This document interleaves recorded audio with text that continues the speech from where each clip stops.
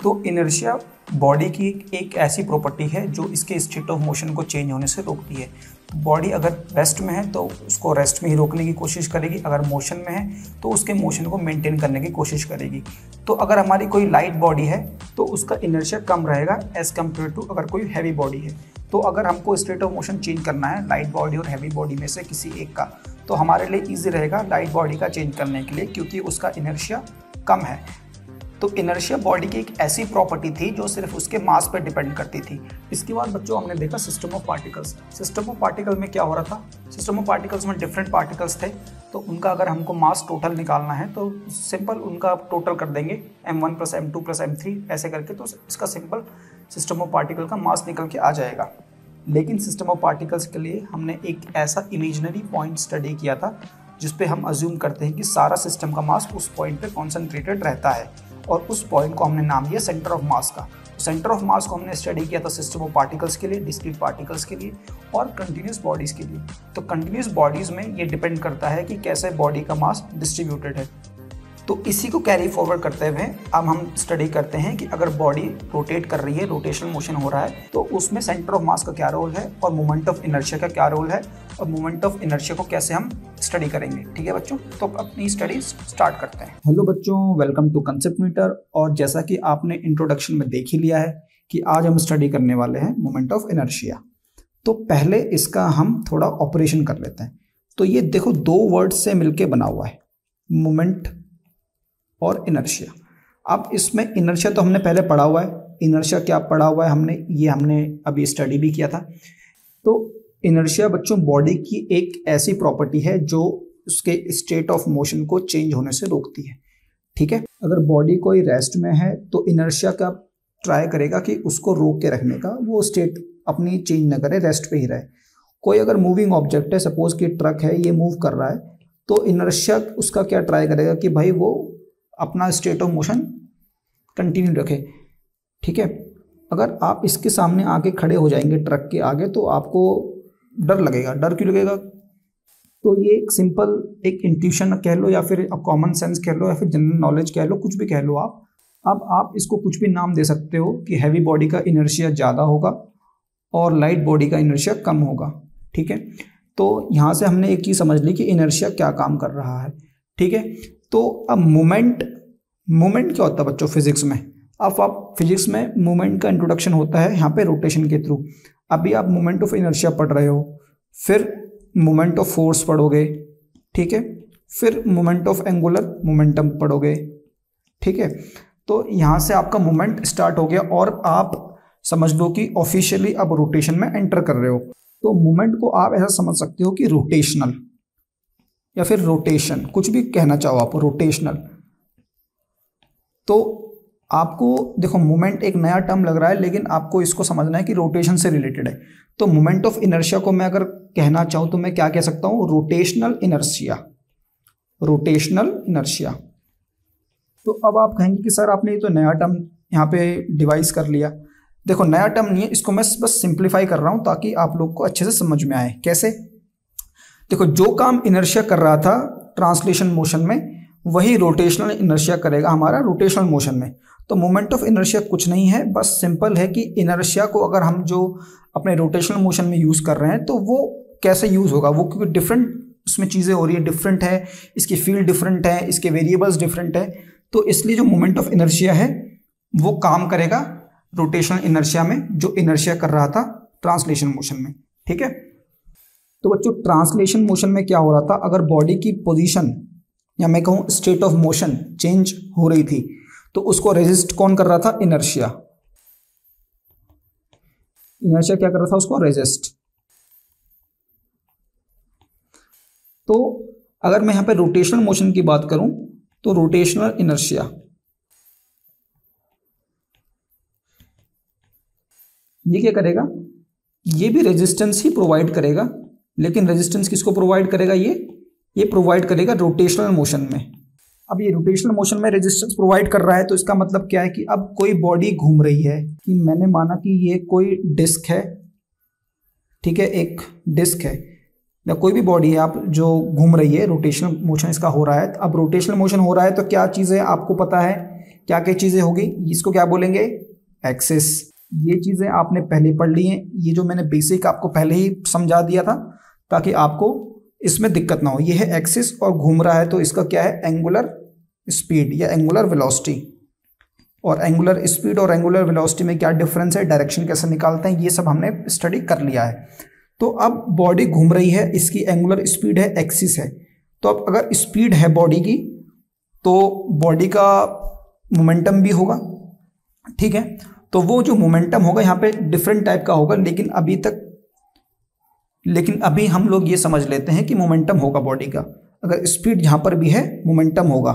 अब यहाँ पर अगर इसकी स्टेट ऑफ मोशन चेंज करनी है, मैं चाहता हूँ कि बॉडी घूम रही है तो मैं इसको अगर रोकूँ तो मेरे को रोकने के लिए कुछ फोर्स लगाना पड़ेगा, एक टाइप का फोर्स लगाना पड़ेगा। तो अब आप ये देखो कि अगर बॉडी हैवी होगी, या मैं कहूँ कि बॉडी का मोमेंट ऑफ इनर्शिया ज़्यादा होगा, यहाँ पे मैं हैवी वर्ड यूज़ नहीं करूँगा, मोमेंट ऑफ इनर्शिया यूज़ करूँगा। तो मोमेंट ऑफ इनर्शिया ज़्यादा होगा तो बॉडी को रोकना कठिन होगा और बॉडी को चलाना भी कठिन होगा, उसका मोमेंट ऑफ इनर्शिया। अब इनर्शिया का मतलब तो मेरे को पता है, लेकिन मोमेंट को मैं कैसे कैलकुलेट करूँगा। तो देखो बच्चों, इससे पहले हमने जो अपना इंट्रोडक्शन देखा उसमें एक क्या चीज़ समझी कि जब सिस्टम ऑफ पार्टिकल्स हैं तो इसका जो टोटल मास होगा वो कैसे निकलेगा। अब यहाँ पर आप थोड़ा ध्यान से समझना, क्योंकि मैं इसमें एक अलग पर्सपेक्टिव आपको दिखा रहा हूँ। टोटल मास क्या है, तो जितने भी पार्टिकल्स हैं सबका मास ऐड कर देंगे। तो इसको मैं क्या लिखूँ कि मैंने यहाँ पर अपना एक रेफरेंस पॉइंट मान लिया, ओरिजिन मान लिया, और ये अलग अलग पार्टिकल का डिस्टेंस यहाँ से मैंने मान लिया जो कि है R1, R2, R3, जो भी सबका अलग अलग। तो इसको मैं कैसे लिख सकता हूँ, m1 इंटू, ठीक है, R1 की पावर 0 है। तो हम जब इस सिस्टम का टोटल मास निकाल रहे हैं, टोटल इनर्शिया देखना चाह रहे हैं इस सिस्टम का, तो उस केस में हमको R से कोई मतलब नहीं था। R कहीं भी हो, हम जब सिस्टम का टोटल इनर्शिया चेक कर रहे थे तो उसमें हमको R से कोई मतलब नहीं था, हमको सिर्फ सिंपली m1 प्लस m2 जो टोटल सिस्टम का मास था उससे मतलब था। फिर उसके बाद हमने एक नई चीज़ पढ़ी कि भाई सेंटर ऑफ मास। अब हमने कहा कि भाई एक ऐसा पॉइंट बताओ जहाँ पे इसका मास कॉन्सेंट्रेटेड हो। आपने ये तो बता दिया कि भाई इसका मास ये है, लेकिन इसमें तो बहुत सारे पार्टिकल्स हैं, तो एक ऐसा पॉइंट बताओ जहाँ पर ये मास कॉन्सेंट्रेटेड हो। तो उसके लिए हमने सेंटर ऑफ मास का कंसेप्ट सीखा। तो सेंटर ऑफ मास का कंसेप्ट हमको क्या कह रहा था, m1 इंटू R1 की power 1 plus m2 into R2 की पावर 2, R2 की पावर 1, सॉरी नॉट 2, सिमिलरली जो भी है। तो इसमें हमने क्या सीखा भाई, divided by m1 plus m2 plus m3। तो sigma m1 mi ri i2 1 to n और ये m। तो इसमें हमने क्या चीज़ सीखी कि भाई अगर मेरे को सेंटर ऑफ मास निकाल रहा है तो मेरे को डिस्टेंस की जरूरत पड़ेगी, ठीक है। तो हमने यहाँ पर ये चीज़ सीख ली। अब मैं क्या कह रहा हूँ कि मैं इसी सिस्टम को रोटेट करना चाह रहा हूँ, घुमाना चाह रहा हूँ। तो यहाँ पर क्या फंडा अब आएगा, अब क्या फंडा बच्चों आ जाएगा कि अब जो R1 हुआ था ना ये सिंपली R2 हो जाएगा। क्यों हो जाएगा, क्योंकि मैं अब ये जो हमारा इनर्शिया है, हमारा जो इनर्शिया है इसका मूवमेंट निकाल रहा हूँ, movement of inertia, movement of inertia. तो ये जो हमारा इनर्शिया आया इसका मैं निकालूंगा मूवमेंट। तो मूवमेंट इसका कैसे निकलेगा, R into m1 R1, R1 into m1 R1। तो यहाँ से निकल के क्या आया कि अगर कोई पार्टिकल यहाँ पर मेरा R दूरी पर है ओरिजिन से और इसका मास m1 है, तो ओरिजिन से क्या मतलब है। अब देखो यहाँ पर थोड़ा कंसेप्ट चेंज होगा, क्योंकि अभी तक बॉडी थी ट्रांसलेटरी मोशन में या फिर रेस्ट में, जो भी कहना चाहो। अभी तक हम बॉडी का रोटेशन स्टडी नहीं कर रहे थे, लेकिन जैसे ही रोटेशन आया तो वहां पर क्या हो गया बच्चों, वहां पर आ जाती है एक्सिस। रोटेशन के साथ आते हो जाती है एक्सिस, और एक्सिस में अगर अब ये पॉइंट घूमेगा, अगर मान लो ये पॉइंट रोटेशन में है, ये पॉइंट रोटेशन में है, तो इसका क्या है, इसका एक सर्कल ये बनाएगा, ये इस एक्सिस के अलोंग ये बनाएगा। और ये चीज़ हमने पहले स्टडी करी हुई है। तो हमको अब इस R से मतलब नहीं है, ओरिजिन से कहाँ है, हमको एक्सिस से मतलब है। अब जैसे ही हम लोग इसमें एंटर कर रहे हैं रोटेशन में, तो हमको क्या है, ओरिजिन से मतलब नहीं है, हमको एक्सिस से मतलब है, ठीक है। तो इसलिए थोड़ी थोड़ी फील्ड डिफरेंट होती जाएगी रोटेशन के अंदर। तो आपको पहले वाले जो आपके जो प्री कंसेप्शन है उनको अब छोड़ते हुए नए कंसेप्ट की तरफ एंटर करना है, ठीक है। तो यहाँ पर हमने देखा क्या कि ये R1 डिस्टेंस है, ये है, तो हम इसको R1 को छोड़ के इसको ले लेते हैं R। ये हमारा R1 था, लेकिन यहाँ इसको मैं ले लेता हूँ R।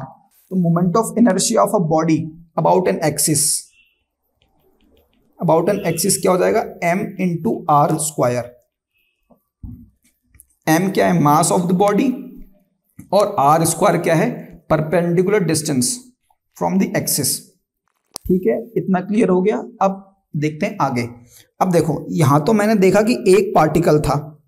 अब मैं क्या कह रहा हूं कि भाई मेरे पास बहुत सारे पार्टिकल्स हैं, ये है, ये है, ये है, ये है, सब अलग अलग डिस्टेंस पे हैं, और ये हमारी है एक्सिस। अब यहाँ पर आपको रोटेशन में एक्सिस को नहीं भूलना है। अब जैसे जो रोल हमारा ओरिजिन प्ले कर रहा था ट्रांसलेशन में, सिमिलर रोल एक्सिस प्ले करेगा। बस ये एक लाइन है, आपको ये समझना है। और यहाँ से अब हमको परपेंडिकुलर डिस्टेंस देखना होगा हर पॉइंट का, ठीक है। हर पॉइंट का हमको परपेंडिकुलर डिस्टेंस देखना होगा एक्सिस से। तो अब मैं इस सिस्टम ऑफ पार्टिकल की बात करूं, ये जो मेरा सिस्टम है, इसका मेरे को मोमेंट ऑफ इनर्शिया निकालना है। तो इसका मोमेंट ऑफ इनर्शिया क्या निकलेगा कि इंडिविजुअल जितने भी पार्टिकल्स हैं, तो इसका मोमेंट ऑफ इनर्शिया कैसे निकलेगा, sigma of sum of moment of inertia of each particle. तो जितने भी पार्टिकल घूम रहे हैं इन सबका समेशन। अब इसको हमको समझना कैसे कंसेप्ट को, कि देखो ये पार्टिकल है, इसको मेरे को घुमाना है इस एक्सिस के अलोंग।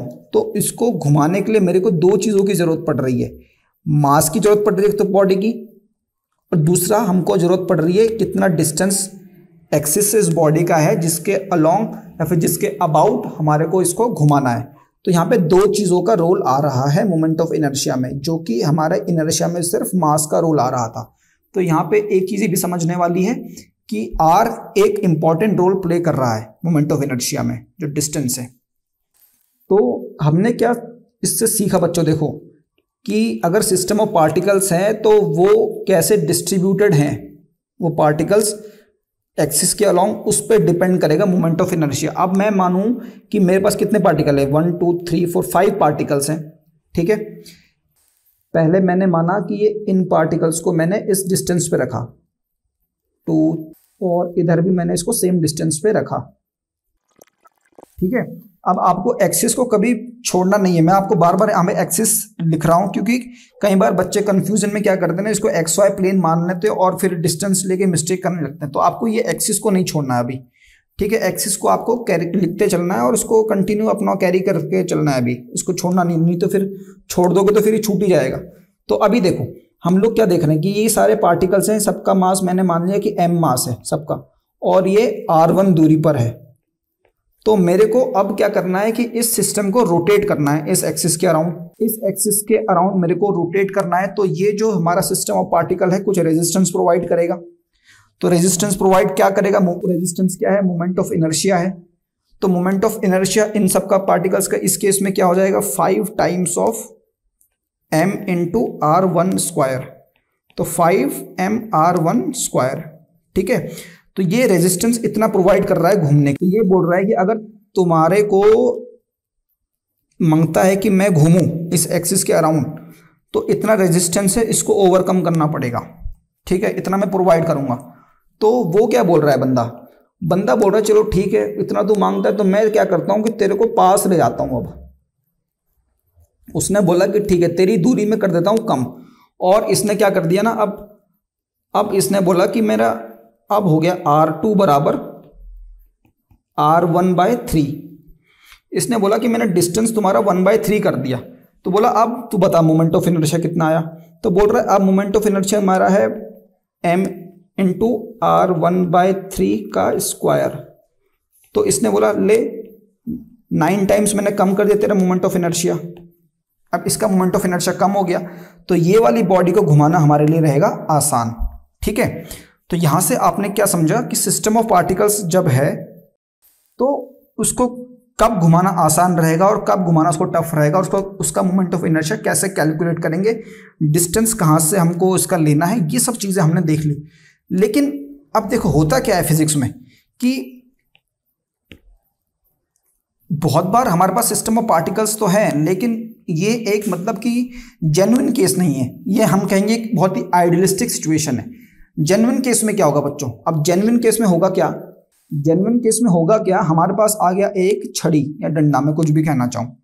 अब इस डंडे को रोटेट करना है और अलग अलग केस आ सकते हैं, जैसे मेरे को ये शेप है, इसको रोटेट करना है, ये गोल चक्री है, इसको रोटेट करना है, एक कोई क्यूब है, इसको रोटेट करना है।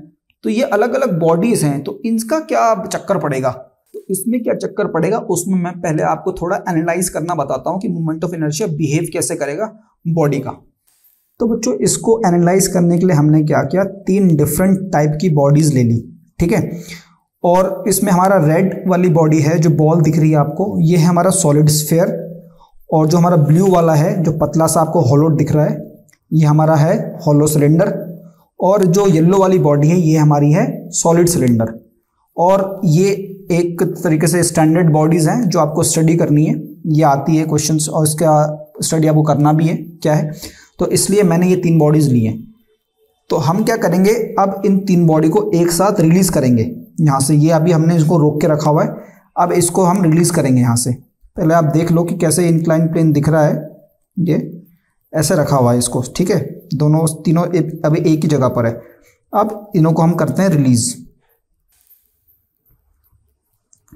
तो बच्चों रिलीज करने पे देखो कौन सबसे पहले पहुंच रहा है, सबसे पहले पहुंच रहा है हमारा रेड बॉडी, चौथी हमारी सॉलिड स्फीयर, सेकंड नंबर पे सॉलिड सिलेंडर, तीसरे नंबर पे हॉलो सिलेंडर। एक और बार देखना चाहोगे, एक और बार देखो। अभी हमारा इंक्लिनेशन है 10 डिग्री, ठीक है। अब एक बार हम इसका इंक्लिनेशन बढ़ा देते हैं। अब हमने इंक्लिनेशन कर दिया 30 डिग्री। अब करके देखते हैं अब क्या हो रहा है, अभी भी सेम ही ऑर्डर फॉलो हो रहा है, ठीक है। अभी भी रेड सबसे पहले पहुंचा। अब इसका इंक्लिनेशन और बढ़ाते हैं, 45 से ऊपर करके देखते हैं, क्या पता इसमें कुछ एनोमली लग रही हो 45 की वजह से। तो हमने अब इसका कर दिया 45 डिग्री।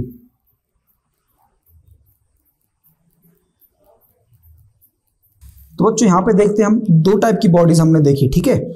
एक तो हमने क्या देखी, हॉलो बॉडी देखी, हॉलो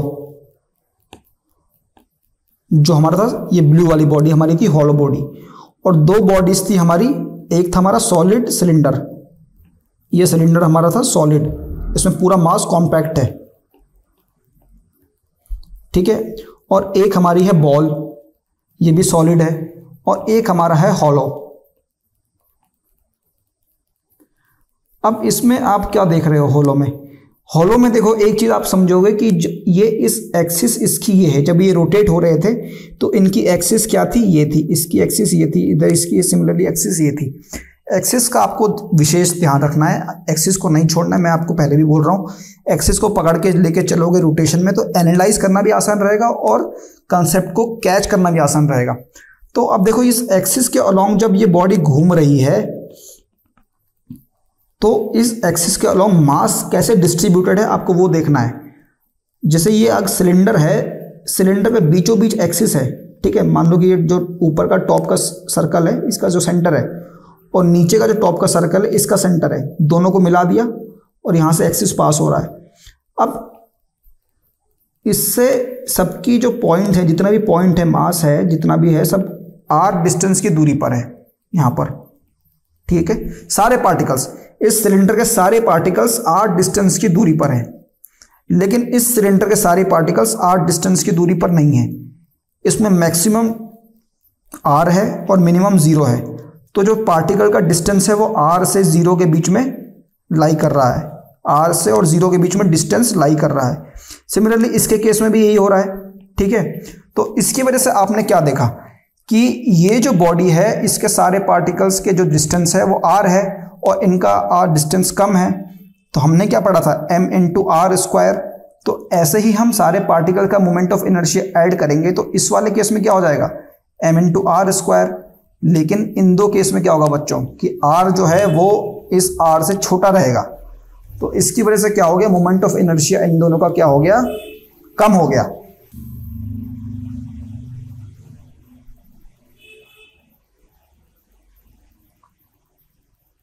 तो इसकी वजह से इन दोनों का मोमेंट ऑफ इनर्शिया कम हो गया। मोमेंट ऑफ इनर्शिया कम हो गया तो क्या होगा बच्चों, रेजिस्टेंस भी कम हो गई। रेजिस्टेंस कम हो गई तो क्या होगा, जल्दी भाग जाएगा। सिंपल सा फंडा है। इसका रेजिस्टेंस ज़्यादा रहा क्योंकि एम आर स्क्वायर क्या था, एक तरीके से रेजिस्टेंस था। तो ये जो एम आर स्क्वायर इसको घूमने से रोक देगा। तो ये तो मैंने आपको सिर्फ एनालाइज करना बताया। अब हम सिंपल बॉडीज़ का स्टडी करते हैं कि जो हमारी कंटिन्यूस बॉडीज़ होती हैं या फिर जो रिजिड बॉडीज़ होती हैं नॉर्मल, उनका स्टडी करते हैं मोमेंट ऑफ इनर्शिया।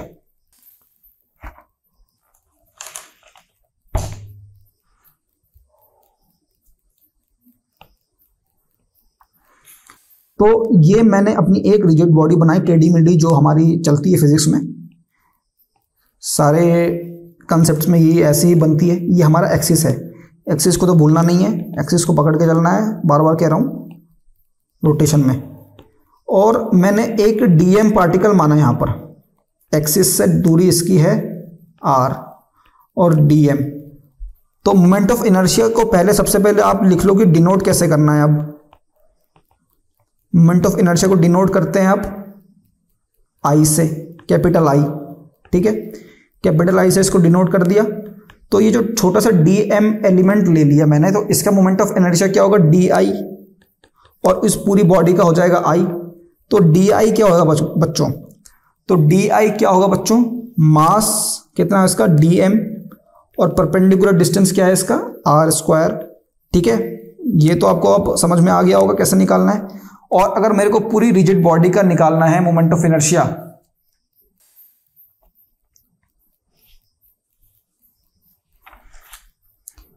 तो क्या हो जाएगा, integration of D I integration of D M into R square. तो ये आई आ जाएगा और इधर integration of D M into R square आ गया। अब यहां से आप एक चीज समझो जो हमने अपने एक्सपेरिमेंट के थ्रू भी समझी।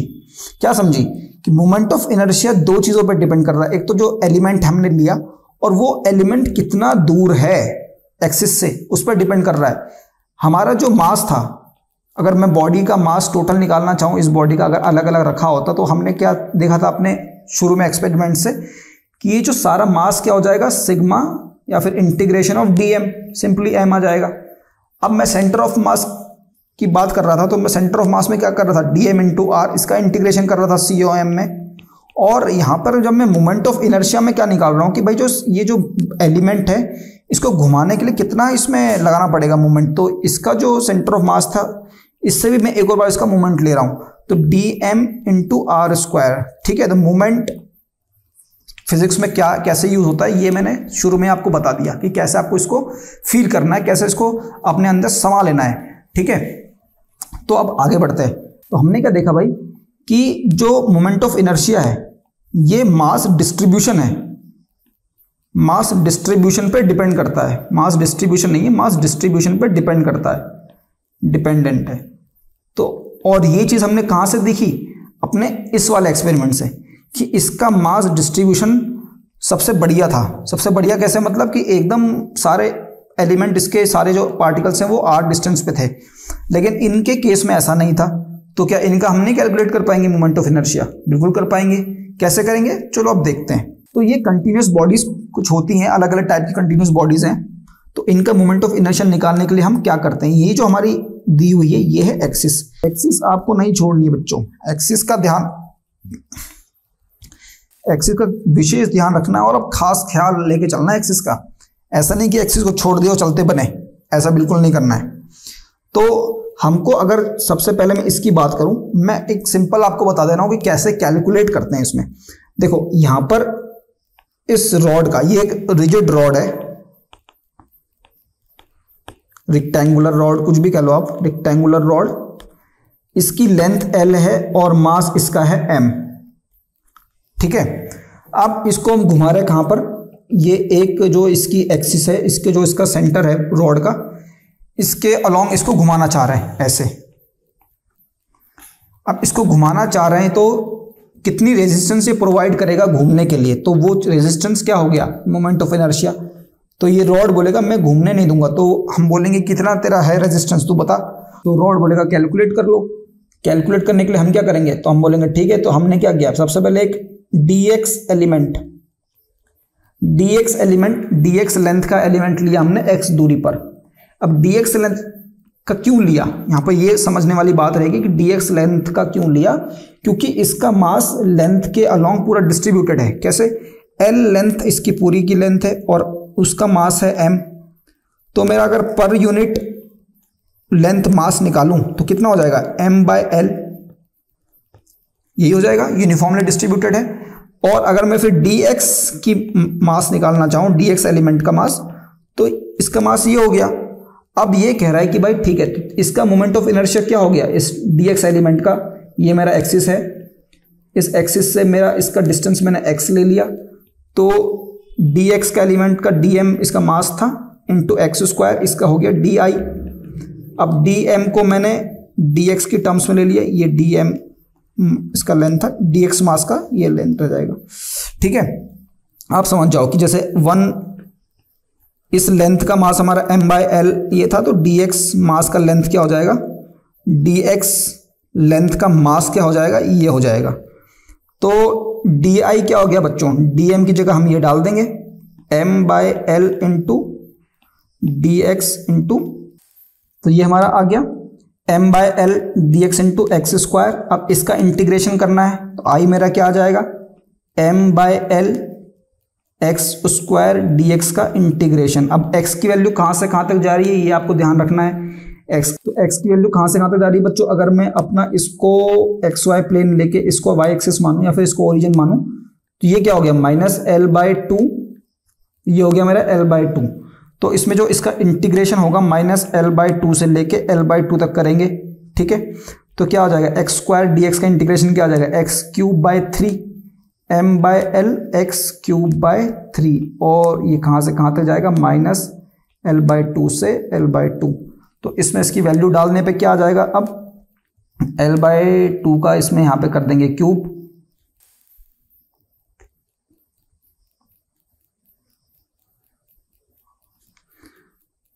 तो ये क्या आ जाएगा, m/l इंटू x³ 3 भी बाहर आ गया 3l, तो x की जगह डालेंगे l/2, तो l³ 8 प्लस l³/8, क्योंकि इधर माइनस है, क्यूब करने पे माइनस का माइनस साइन रहेगा, तो माइनस करने पे इधर हो गया प्लस। तो ये मेरा क्या आ गया, m/3l into 2 times of l³/8, तो l से हो गया l कैंसिल, तो यहाँ बच गया स्क्वायर, और 2 से हो गया 4। इसका क्या आ गया मोमेंट ऑफ इनर्शिया, ml²/12। ठीक है, अब इसको आप नोट करो, ml²/12। ठीक है ना, अब चलते हैं हम दूसरी बॉडी की तरफ। अब इस बॉडी में देखो, ये हमारा रेक्टेंगुलर शीट है, लेमिना है, लेमिना भी कह सकते हो, प्लेट कुछ भी कह सकते हो, पतली शीट। तो इसका मेरे को मोमेंट ऑफ इनर्शिया निकालना है इसके अलोंग।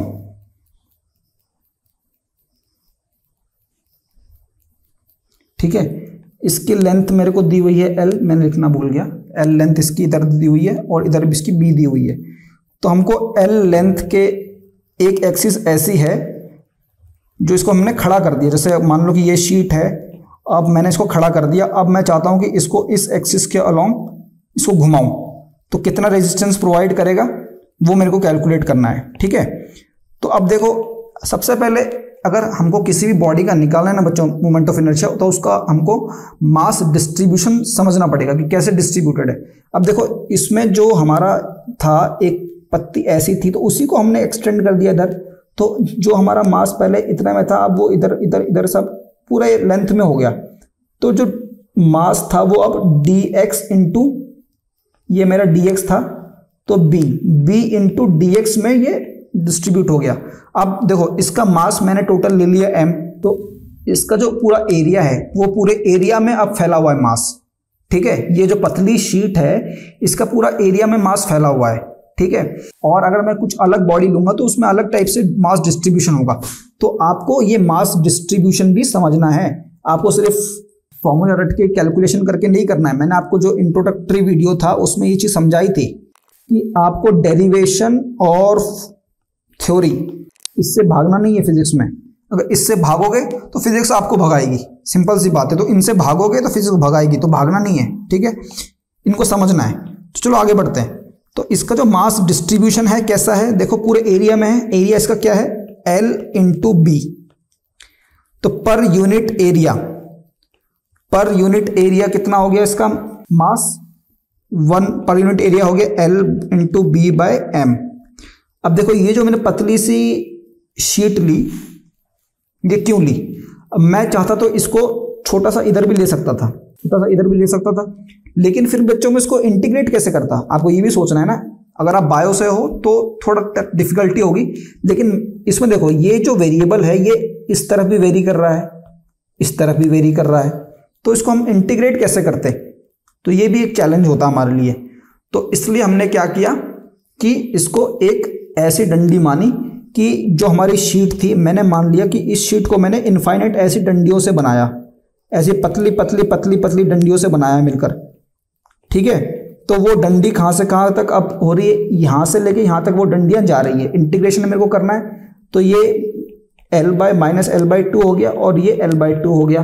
तो मैंने एक पतली डंडी को निकाला और बोला भाई कि तेरा मास क्या है, तो इसका मास मेरे को निकालना है। तो इसका मास क्या होगा, जो dx एलिमेंट मैंने लिया था, यहाँ पर थोड़ा हौच-पौच हो गया, तो जो dx एलिमेंट मैंने ये लिया था इतना dx इंटू बी, ये हो गया पूरा डंडी का एरिया, ठीक है। तो b इंटू dx इस डंडी का एरिया हो गया। तो मैं यहां से निकाल लेता हूं, ये यहां पे मैंने ये उल्टा लिख दिया, m by B into L होगा, ठीक है, b इंटू dx। तो m by L into dx इसका आ गया हमारा इस पतली सी डंडी का मास। अब इसको मैं इंटीग्रेट कर दूंगा पूरा। इंटीग्रेट करने के लिए क्या करना होगा, अब ये हमारा x दूरी पर है, इस डंडी का मेरे को मोमेंट ऑफ इनर्शिया निकालना है पतली सी डंडी का, तो इंटू एक्स स्क्वायर, ठीक है।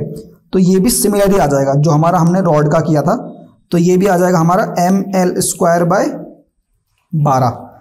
अब देखो मैं इसको इस वाली लेंथ के अलोंग घुमा रहा हूं, तो b का कुछ रोल नहीं आ रहा है।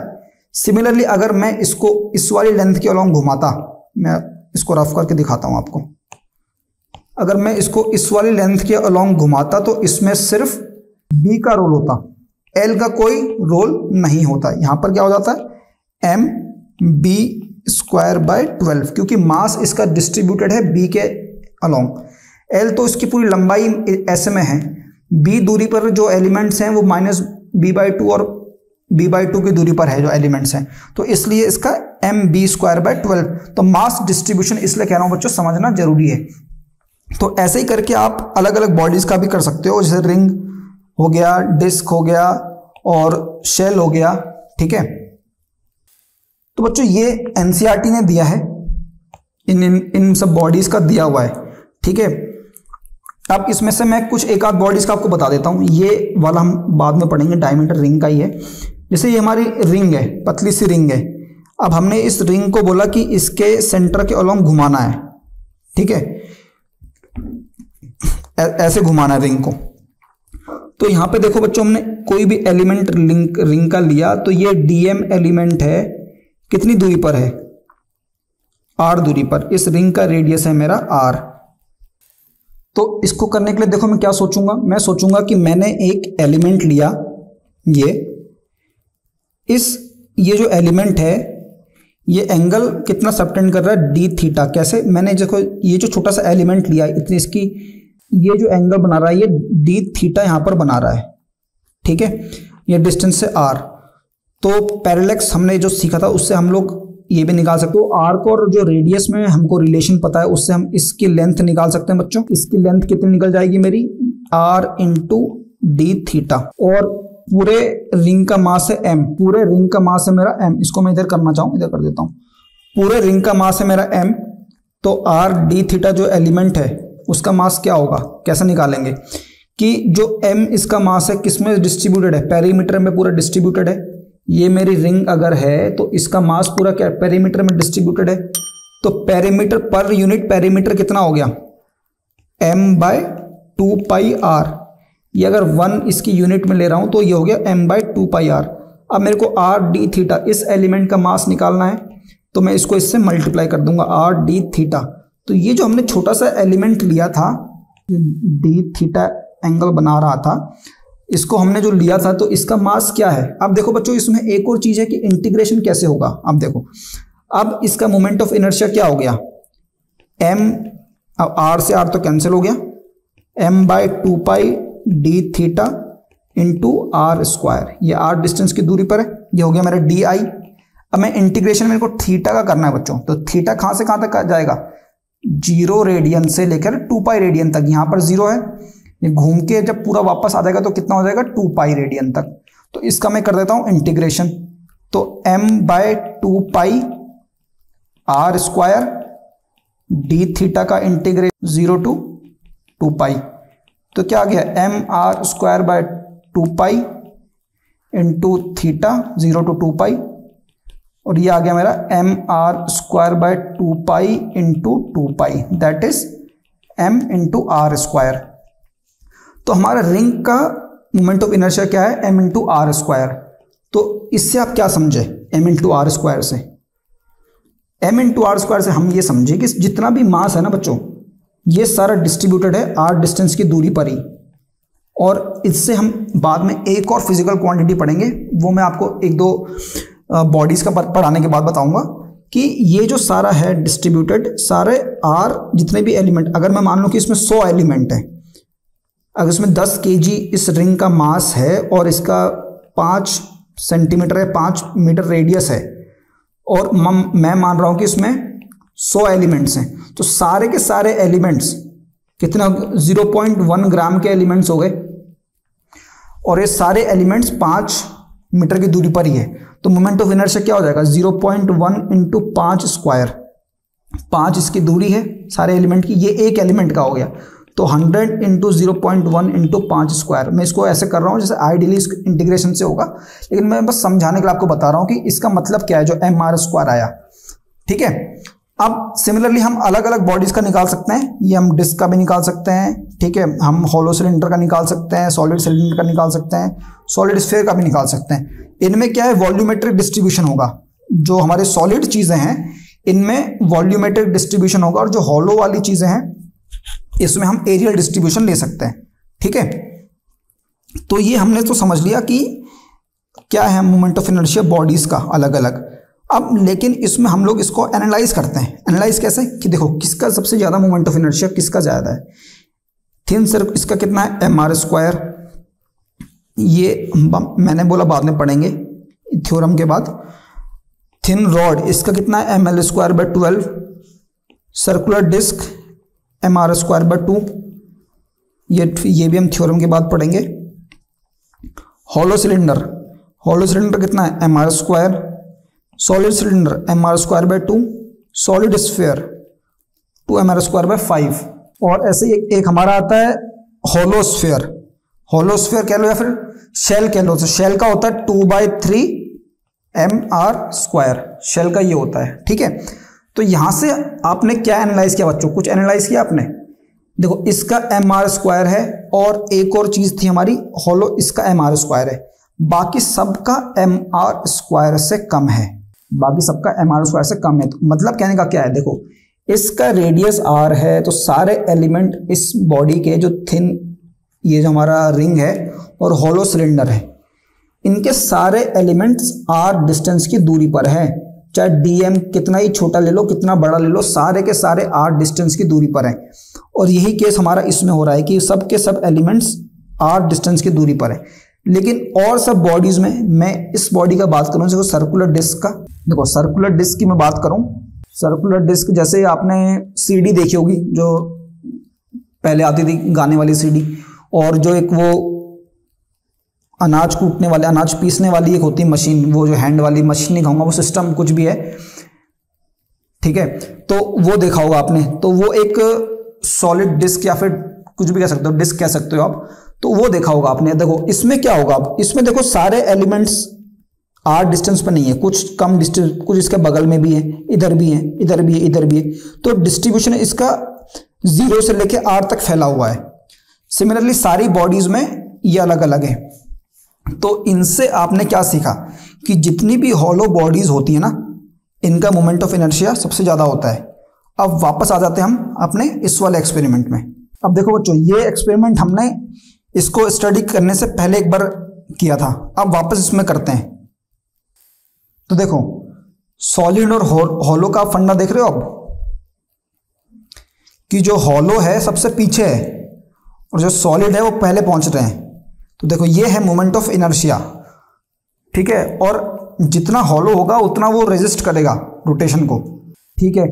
तो अब इसको सॉर्ट आउट करने के लिए कि भाई सबका अलग अलग मोमेंट ऑफ इनर्शिया आ रहा है, इसका अलग, इसका अलग, इसका अलग, इसका अलग, तो इसको सॉर्ट आउट करने के लिए जो हमारे वैज्ञानिकों ने एक टर्म बनाई, क्या, रेडियस ऑफ जायरेशन। अब कहोगे बच्चों सर ये रेडियस ऑफ जायरेशन क्या है?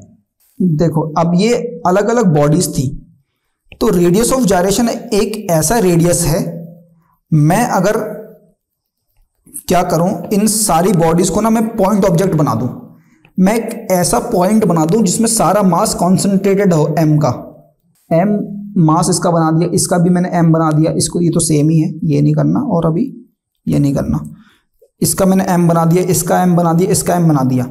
तो रेडियस ऑफ जायरेशन क्या चीज है? मैंने जो एक्सिस हमारी है, ये एक्सिस है, इस एक्सिस से इस पॉइंट ऑब्जेक्ट की जिसका मास एम है, इसकी दूरी, ये जो दूरी होगी, ये दूरी क्या है? ये ऐसी दूरी है जो इस पॉइंट का मोमेंट ऑफ इनर्शिया इसके बराबर होगा, इस ऑब्जेक्ट के बराबर होगा, जो भी हमारी बॉडी के बराबर होगा। मैं कहूंगा ऑब्जेक्ट नहीं, ये जो पॉइंट ऑब्जेक्ट है, इस पॉइंट ऑब्जेक्ट का मोमेंट ऑफ इनर्शिया क्या होता है? एम इंटू आर स्क्वायर, ठीक है।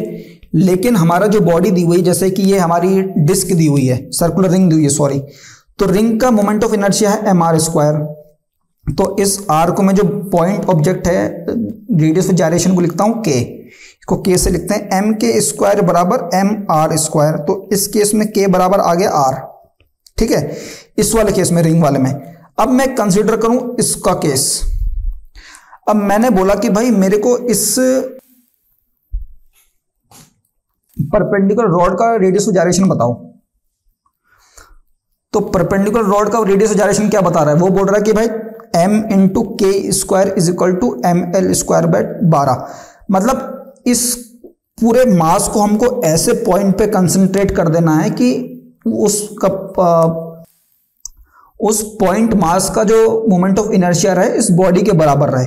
तो बराबर कब रहेगा? जब ये इसका r और इसके r में कुछ रिलेशन होगा। वो रिलेशन कैसा निकलेगा? यहां से, ये आ गया बच्चों एल स्क्वायर बाय 12 का अंडर रूट, तो आ गया l बाय 2 रूट 3, है ना, यही आया।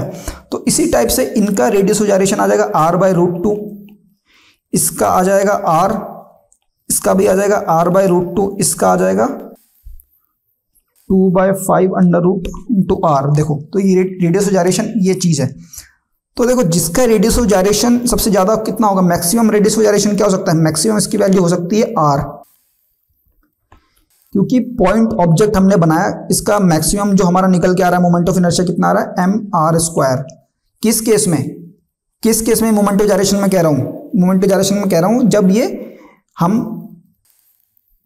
ये आइडियल सिचुएशन की बात कर रहे हैं, जब ये एक्सिस हमारी रेफरेंस एक्सिस है, ठीक है। अभी एक्सिस रेफरेंस एक्सिस है, अगर एक्सिस को चेंज कर दें हम, अब जैसे कि ये रिंग यहाँ पे घूम रही है, अब मैं कहूँ कि इसके अराउंड मेरे को बताओ, तो इसके अराउंड तो तुमने बता दिया, लेकिन इसके अराउंड बताओ। तो इसके लिए बताने के लिए हमारे पास आ गई क्या? 2 थ्योरम हमारे वैज्ञानिकों ने फिर अगेन कुछ इन्वेंशन करके 2 थ्योरम बताई। 2 थ्योरम जो थी वो क्या थी? पैरेलल एक्सिस और परपेंडिकुलर एक्सिस। ये जो थ्योरम बताई ये दोनों थ्योरम बताई। तो ये 2 थ्योरम क्या कहती हैं? जो पैरेलल एक्सिस थ्योरम है वो तो सारी बॉडीज के लिए लगती हैं, तो पैरेलल एक्सिस थ्योरम है फॉर ऑल बॉडीज, ठीक है। इसमें अब एक मेरी रिजिड बॉडी है, ठीक है, ये इसका एक्सिस है, इसके अराउंड ये घूम रही है ऐसे, यहां पर इसका मोमेंट ऑफ इनर्शिया है आई नॉट। अब मेरे को एक पैरेलल एक्सिस यहां पर दे दिया और इन दोनों के बीच में डिस्टेंस कितना है? बोला कि d डिस्टेंस है। अब इसके अलोंग मेरे को घुमाना है इसको, ठीक है। अभी ये इसके अलॉन्ग घूम रही थी, ऐसे गोल गोल घूम रही थी, लेकिन अब वो बोल रहा है कि इस एक्सिस के अलॉन्ग घुमाओ, तो तब बताओ क्या मोमेंट ऑफ इनर्शिया आएगा। तो बोला साइंटिस्ट ने ठीक है मैं बताता हूं। तो आई क्या होगा, आई उन्होंने बोला कि जो तुम्हारा आई नॉट है पहले तो इसको लेके आओ, ठीक है, वो तो तुम्हारा हो गया मिनिमम, और इसके बाद जो तुम्हारा डिस्टेंस है ना, इसको जो बॉडी का मास है इससे मल्टीप्लाई करके ये कर दो, मोमेंट निकाल दो md²। तो ये इन्होंने दे दिया पैरेलल एक्सिस थ्योरम। तो पैरेलल एक्सिस थ्योरम सारी बॉडीज के लिए एप्लीकेबल है, सारी रिजिड बॉडीज के लिए। जब एक एक्सिस के अलॉन्ग हमको मोमेंट ऑफ इनर्शिया बॉडी का पता हो कि कितना वो बॉडी रेजिस्टेंस दिखा रहा है उस एक्सिस के अलॉन्ग घूमने के लिए, तो एक ऐसी एक्सिस जो उस एक्सिस गिवन एक्सिस के पैरेलल हो डी डिस्टेंस पर, तो उसके अलॉन्ग भी हम मोमेंट ऑफ इनर्शिया निकाल सकते हैं। ठीक है, ठीक है, ये तो हो गया पैरेलल एक्सिस। तो परपेंडिकुलर एक्सिस थ्योरम क्या कह रही है फिर? परपेंडिकुलर एक्सिस थ्योरम सिर्फ होती है बच्चों प्लेन बॉडीज के लिए। अब प्लेन बॉडीज कौन कौन सी होगी, अब आप पूछोगे, देखो यहां पर देखो, जो एक प्लेन में बॉडी लाई करती है, देखो देखो ये एक प्लेन में लाई कर रही है रिंग, ये एक प्लेन में लाई कर रही है रॉड, ये डिस्क एक प्लेन में लाई कर रही है। तो इन सब बॉडीज के लिए, अब ये एक प्लेन में लाई नहीं कर रही, ये भी एक प्लेन, ये सॉलिड है, एक प्लेन में मतलब नहीं लाई कर रही है, पतली नहीं है पूरी, समझ रहे हो, भारी भरकम सी दिख रही है, तो ये एक प्लेन में लाई नहीं कर रही। तो अगर बॉडी एक प्लेन में लाई कर रही है, जैसे ये बॉडी है मेरी पतली सी, मैंने पत्ती मान ली, और इस प्लेन में दो एक्सिस हैं, दो एक्सिस कहने का मतलब है कि ये इसका एक्स वाई और जेड मान लेता हूं, ये एक्स, ये वाई और ये जेड। ठीक है, तो कहने का मतलब क्या है, आई जेड जो होगा ना, आई जेड ये हो जाएगा आई एक्स प्लस आई वाई। ठीक है, तो जिस प्लेन में बॉडी लाई कर रही है, तो प्लेन है तो मतलब कि दो एक्सिस होंगे, दो कोऑर्डिनेट सिस्टम। अगर मैं एक्स वाई जेड 3 डायमेंशन की बात करूं तो एक्स वाई जेड किधर भी ले लो, बॉडी ऐसे लाई कर सकती है, ऐसे कर सकती है, कैसे भी कर सकती है। तो बॉडी अगर दो एक्सिस बॉडी के प्लेन बना रहे हैं मिलकर के, तो उन दोनों एक्सिस के अलोंग जो मोमेंट ऑफ इनर्शिया होगा, जैसे ये एक्स और वाई, तो इन दोनों को जोड़ने पे परपेंडिकुलर एक्सिस के अलोंग मोमेंट ऑफ इनर्शिया निकल जाएगा। तो ये हमारे को दी गई परपेंडिकुलर एक्सिस थ्योरम, और ये सिर्फ अप्लाई होती है प्लेनर बॉडीज के लिए। ठीक है, तो बच्चों हमने इस वीडियो में मोमेंट ऑफ इनर्शिया पूरा डिटेल में समझ लिया। आई होप आपको अब घूमने घुमाने का चक्कर, अब आप रोटेशन में पूरी तरह से फील ले रहे हो कि कैसे एक्सिस है, एक्सिस क्या होती है, बॉडी कैसे घूमती है। ठीक है, रेजिस्टेंस कौन सा प्रोवाइड करता है, क्या प्रोवाइड करता है। उसके बाद जो हमने इसको एक तरीके से समझा सेंटर ऑफ मास के कंसेप्ट से भी। ठीक है, तो अगर आपको वीडियो अच्छा लगा तो लाइक करें, शेयर करें, सब्सक्राइब करें, और इसके बाद हम लोग क्वेश्चन प्रैक्टिस करेंगे। क्वेश्चन जरूर प्रैक्टिस करें, क्वेश्चन प्रैक्टिस नहीं करेंगे तो फिर आप भूल जाएंगे, मज़ा नहीं आएगा। ठीक है, थैंक यू।